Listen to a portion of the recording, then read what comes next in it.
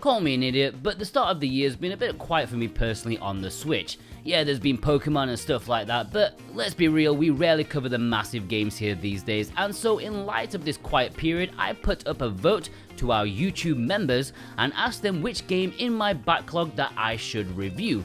These are games I wanted to review back when they released originally, but for various reasons I just didn't have the opportunity to do so. This is now my time. And the vote was close, not all of our members voted, but Eastward just beat Livestream to the post, and so it's a bit late, but here's my review of Eastward.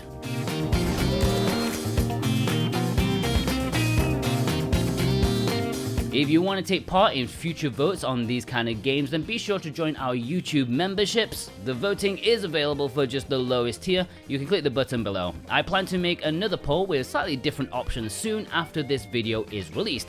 It probably won't be my next project, but just when I'm free. So, Eastward has a bit of a reputation as an indie darling. If you watched our community choices of best Switch games of last year, this was ranked very highly indeed. I think it was 4th or 3rd overall, so yeah, that's some high expectations. Did it live up to them? Yes, it bloody did. The story is a huge focus here in Eastward. It starts off in a way where you're immediately asking questions. This John dude is taking care of a little girl called Sam, who's obviously not his real daughter. What's going on here? How did he end up as her guardian?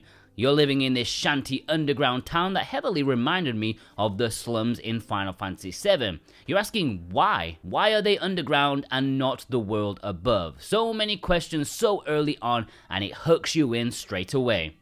Sam is this little bundle of life who is excited about anything and everything. She's this little light bulb shining in the dingy subterranean settlement, whereas John is the silent dude, and they make quite the duo.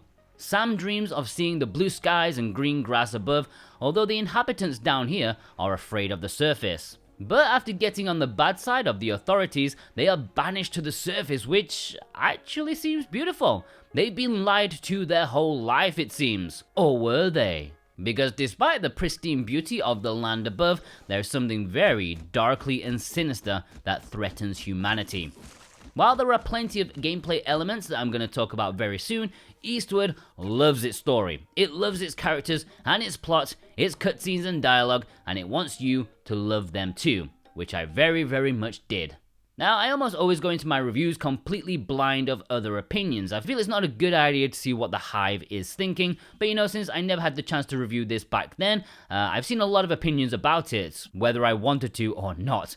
The biggest complaint I saw was its slow nature. It is a game that wants you to experience the story and is proud of this world that it's created, and I think it's fantastic. I loved absorbing this world into my eyeballs, taking in all the characters and enjoying their dialogue. If you reviewed this or played this and thought it was too slow or the characters talk too much, all I'll say is, get off TikTok. It's not good for your patience or your attention span. Enjoy this beautiful, fully realized world for what it is, and enjoy the lovely characters. Talk to everyone. They're not robots like you'd find in most games. Well, okay, some of them are robots, but you know what I mean. There's more heart and love in these robots than you find in most humans in other modern games. I genuinely got attached to someone who I assumed would become a major character, play a bit of a role in the story, maybe even provide a bit of nookie for the obviously repressed John, but no, they didn't stay in the story long at all. And yet, 15 hours later, once the credits started rolling, I was still thinking about that character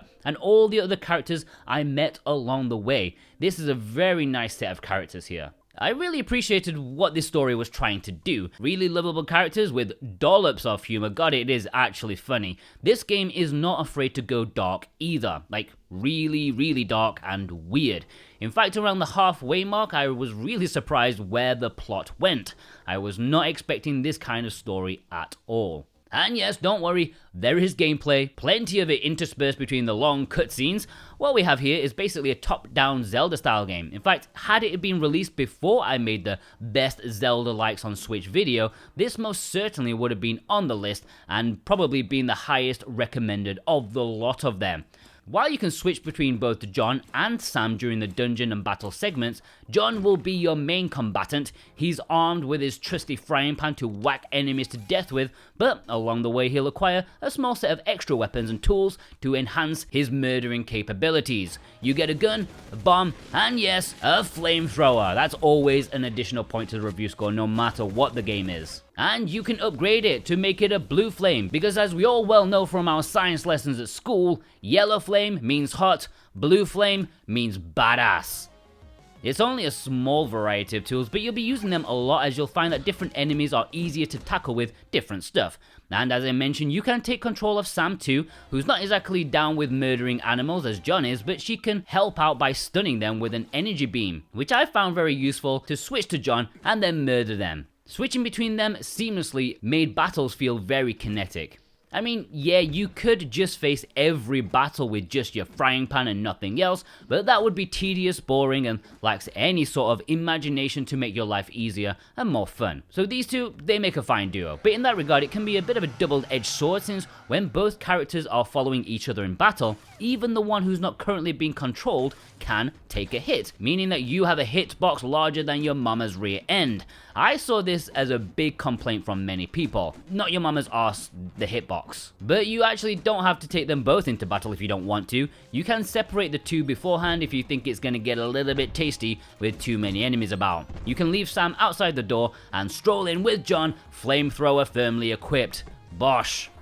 Separating characters is actually a huge part of the game. Most of the game's puzzles are primarily centered around Sam and John taking different paths and helping each other out. Like John is on the other side of the river, but he can whack a bomb over to help destroy some rocks that are blocking Sam's way. And then Sam can go hit a switch to open a door for John. This sort of thing has been done before, but I'd really like to applaud the developers for making it very, very good. Consistently nice dungeon puzzles that are never too hard, but comfortably rewarding. You feel like a dog being patted on the head, and we all like that. Really good stuff. I love doing all the puzzles here very, very much. And it's not a particularly tough game, even in the battles. I think I only died during one of the segments when you're trying to outrun the miasma, because the game can be fairly generous with its health replenishments and ammo stock. I mean, you can literally call in Sonic Punk at any time to top up your bombs and ammo, although they do have a cooldown period. You don't pick up much health off the floor. I mean, what kind of animals will pick up meat from castle walls and eat it? No, instead you take fresh food, found deep underground, and then cook it together in a cooking system very reminiscent of Breath of the Wild. You have to take responsibility for this. You can buy health regenerating items at vending machines, but they are no match for John's cooking skills. In fact, I like to call him Hobo Ramsay. I'd say the gameplay and design is really top notch. Many people say it's more style over substance, but I'd argue you've been taking too much substance to come up with that conclusion. All the complaints I read, I kind of disagree with, especially when it comes to gameplay. I mean, look, I could see people not having the patience to sit through a story, then it's certainly not going to be the game for you. I'd argue you're missing out though. The story and pacing is not a detriment to the game, it's just not your bag. And also, lay off the energy drinks. What sets Eastward apart the most is, of course, its visuals. Not only because they are sublime pixel perfection, but just how far they went to make every scene unique and special, going above and beyond even the biggest indie studios to add touches that really matter. Having new, unique sprite animations for a short, almost inconsequential scene, whereas lesser games would just have the characters standing stationary for an entire cutscene. For me, this is a much more special experience than almost all other games of its kind. You can see they were ready to take their time with this one. The atmosphere produced here is just incredible too. Every scene, no matter how big or small, is perfectly toned with fantastic use of lighting and effects to complement the amazing pixel art. It's just so cinematic in every way possible. There are no flat scenes anywhere.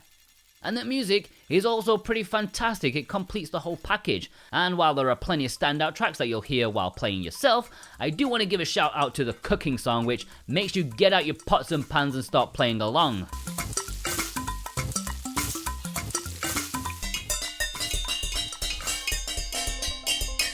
My personal complaint, well, okay, kind of two complaints. It's not much. The first one is John, our silent hero and guardian of Sam. I like him, but, did he really have to look like such a scruff? As a professional scruff myself, I can relate to him, but but I don't want to relate to him. I have enough experience with that already. I get what they're trying to do. They're trying to show the least likely person possible who'd become such a caring protector of Sam. But you know, you don't need to look like you just woke up in a pub toilet after a night drinking away your crippling loneliness. You can almost smell the dried up piss on his jacket. And my second complaint, how would you feel if I said the phrase philosophical fridges? You're thinking, that sounds brilliant. No, because then you find out that the fridges are the save points and you always get 2 lines of philosophy or whatever from said fridge. Just shut up and let me save my game. It's a minor point. So, Eastward is currently only available on the Switch and PC. Digitally is $25 and euros and £22 in the UK. Interestingly, if you want to save a little bit of dough digitally, then head over to the Hong Kong eShop, where at full price, it's only the equivalent of $10. Amazing! There is Hong Kong eShop credit below in the description if you want to save a bit of money by doing that, but it's also available physically. Now, I am 8-bit, they will be releasing this physically in the West, but for some bizarre reason, they have not done so as of yet. They're weirdly waiting for absolutely nothing. I can't even think why they're waiting for it. If you're sick of waiting like myself, then there is a Japanese physical copy which has English and is available right now. It has some lovely cover art, and if you want to import that physical version, which I highly recommend, then consider checking the links below in the description and the pinned comment. That's where you'll find it and be able to import a proper physical cartridge to keep forever. You can also get a discount if you click our links and use the coupon code GETPhysical while checking out. That's all one word, GETPhysical, for 5% off any physical item from Play Asia, as long as the item is not already discounted. That's our current discount code. Be sure to check out the description in the future for the latest codes or our weekly Mondays video series, Let's Get Physical, where I will keep you posted about our latest discounts.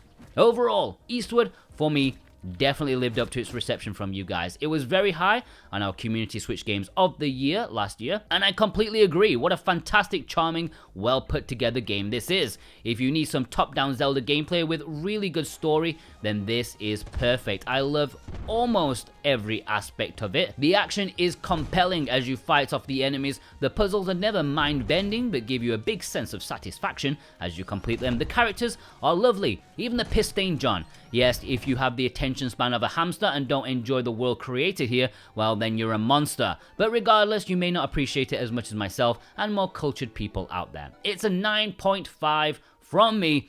Give it a 10 if you enjoy flamethrowers such as myself. And there we have it, guys. Did you enjoy this? It's a bit late, but review of Eastward. Did I push you over the edge to buy it? Not literally push you over the edge, because that's a lawsuit at best and a murder charge at worst. Let me know. Please use our links below to purchase it if you want to, and also join our YouTube memberships to pick the next game I'll tackle when I'm free. Thanks to our executive producers Dane Wilkinson, God of Resin, Boombox, Brent McLean, Jonathan Rumor, Santa Tartaruga, Alexander Cato, J-Cross7776, Elissa, Punkidusta, Michael Del Polito, Cartoon Soren, Robert XZ, Raven Knight, Thorn, Metal Luna, Parsnip Coffee, Government Fat Cat, Issa, Vey, Mental Traveler, and Grantser. Thank you for your support. Plus you watching right now. If you watched all the way through, leave me a train emoji in the comments because you're a true legend. I actually wanted a fridge emoji, but tragically, that does not exist. What a world! Please check out some of our other stuff on Monday, all the physical releases on the Switch, bargains on Sunday, plus lots of other content for you guys to enjoy. Have a good one.